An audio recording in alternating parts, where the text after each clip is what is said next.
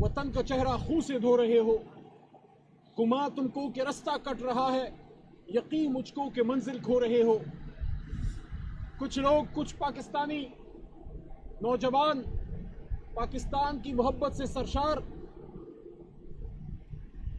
अपने मुल्क के दारुल हुकूमत इस्लामाबाद इस उम्मीद, इस मान के साथ आए कि वहाँ उनको सुना जाएगा, उनकी बात सुनी जाएगी, वहाँ उनके अपने हैं, वहाँ उन जैसे हैं, वहाँ उनके हमदर्द हैं।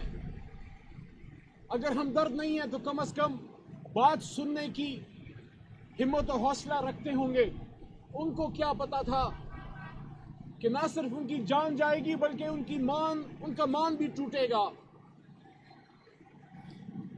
लोग कहते हैं 100 हैं शुहदा, कोई कहता है 150 हैं, किसी ने 250 की फिगर दी। हमारी जमात ने 12 की फिगर अभी तक दी है, बाकी डिटेल्स आती हैं तो इसमें उसको फिर अपडेट भी किया जाएगा।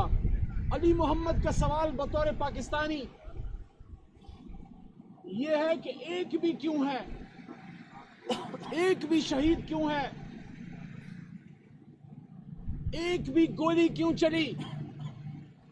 क्या पाकिस्तान के बनने के 77 साल बाद पाकिस्तान के दारुल हुकूमत में इस्लामाबाद में अपने हकूक के लिए, जायज हकूक के लिए आने वाले लोगों पे गोली चलाई जाएगी? शर्म आनी चाहिए उन हुकूमती वज़रा को और उन ताकतवर लोगों को जो अपने आप को जमीन का खुदा समझते हैं। शुहदा का मजाक ना उड़ाएं, और दोनों तरफ के शुहदा हमारे ही शुहदा हैं। ऐसा नहीं है कि तहरीक इंसाफ सिर्फ अपने कारकुनान या आम पाकिस्तानियों की बात करती है।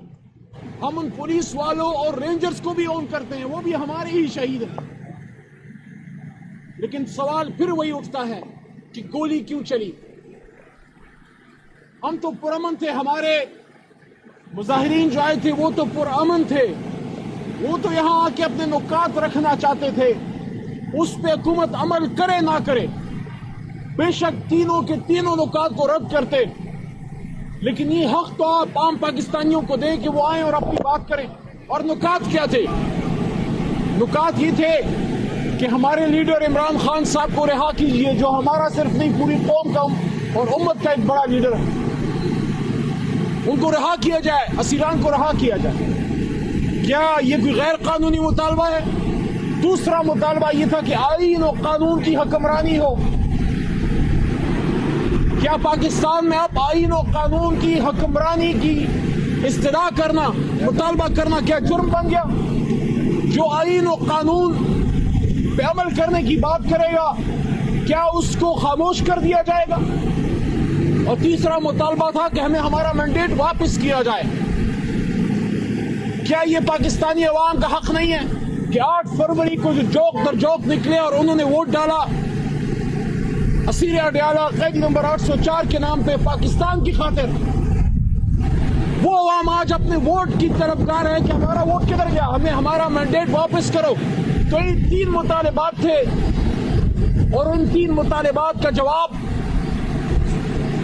लाशों की सूरत में तहरीक इंसाफ को दिया गया। हम मुतालबा करते हैं सुप्रीम कोर्ट जहां मौजूद है वहां उन गोलियों की तड़तड़ाहट सुनी गई होगी,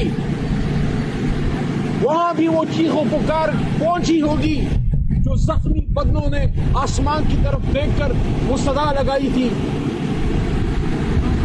कभी तारीख में हमने नहीं देखा कि एक शख्स जाम शहादत नोश करते हुए अपने लीडर का नाम खून से कैदी नंबर 804 लिख रहा है।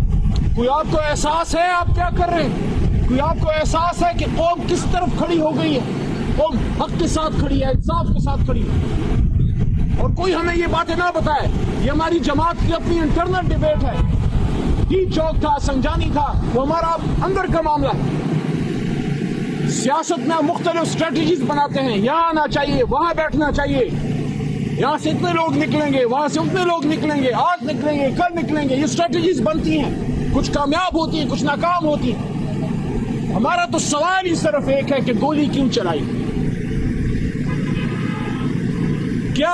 سے جب بھی کوئی ڈی چوک آئے گا کوئی پاکستانی، وہ ہمیشہ یہ سوچے گا، اب ہمیشہ یہ سوچے گا کہ ایسا نہ ہو کہیں دور کسی بڑی بلڈنگ سے یا کسی اندھیرے کونے میں سے کوئی گولی میری یا میرے بھائی کے سینے کی تلاش میں تو نہیں۔ حکومت کی ذمہ داری ہے، یہ صرف پاکستان تحریک انصاف کے کارکن نہیں تھے، اس میں تو عام عوام بھی تھی، اور تحریک انصاف کا کارکن بننے سے پہلے ایک شخص پاکستانی ہوتا ہے۔ کیا پاکستانیوں کی زندگی کی ضمانت حکومت اور ریاست کی ذمہ داری نہیں؟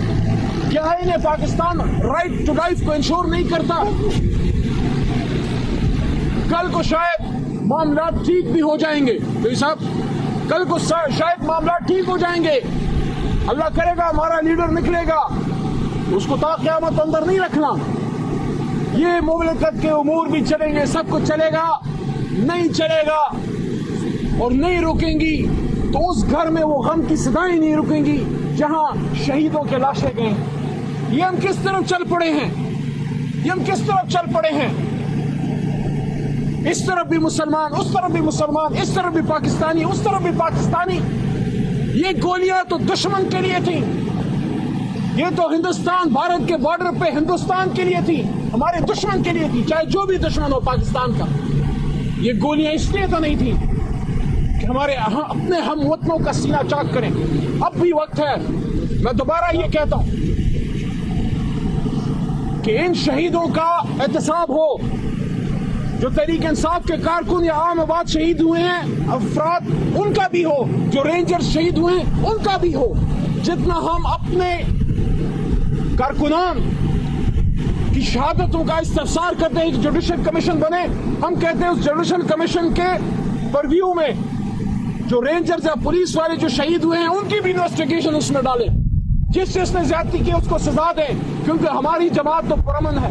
خان صاحب نے تو ہمیشہ پرامن احتجاج کی بات کی، اور آج نہیں، ہم تو پچھلے 13-14 سال سے احتجاج میں 126 دن دھرنے میں ہم بیٹھے رہے، وہاں بھی ہمارے لوگ شہید ہوئے تھے۔ 25 مئی کو 2022 کی جب لانگ مارچ میں نکلے، میں خان صاحب کے ساتھ کنٹینر پہ تھا، اس دن بھی لاہور میں مختلف جگہوں پہ ہمارے لوگ شہید ہوئے تھے۔ اگر آپ کو یاد ہو 2014 میں جب ہم دھرنے کے لیے احتجاج کے لیے نکل رہے تھے، ہم پختونخوا سے آ رہے تھے، کچھ لوگ پنجاب سے آ رہے تھے، اس دن بھی ہمارے لوگ شہید ہوئے تھے۔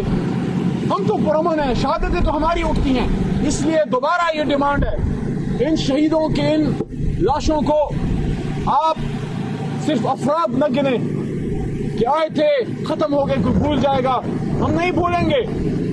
آج بھی یہ قوم متلاشی ہے انصاف کی، 12 مئی کے انصاف کی جو کراچی میں ہوا تھا، ثانی بہاولپور کے انصاف کی۔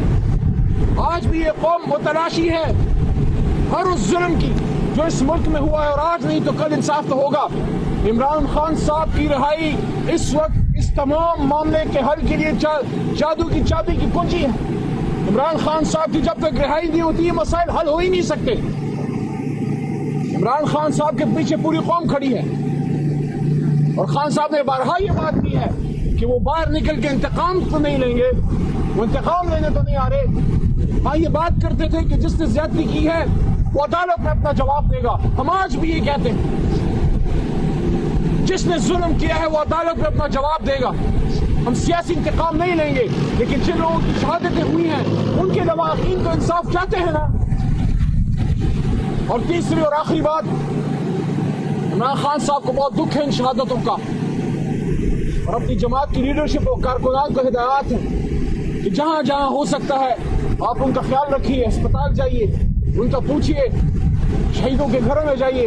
ہماری لیڈرشپ جا رہی ہے، مزید بھی اب جائیں گے، لیکن ہم نے ان خاندانوں کا خیال رکھنا ہے جن کے ساتھ یہ سارا کچھ ہوا ہے۔ عمران خان صاحب سب سے زیادہ اگر ان کو کسی چیز کا دکھ ہوتا ہے تو اپنے کارکن یا عام پاکستانی کو جو تکلیف پہنچتی ہے اس کا دکھ ہوتا ہے۔ میری علی محمد کی یہ دعا ہے کہ اللہ تعالیٰ ہمیں 26 نومبر والی رات اپنی زندگی میں پھر کبھی نہ دکھائے۔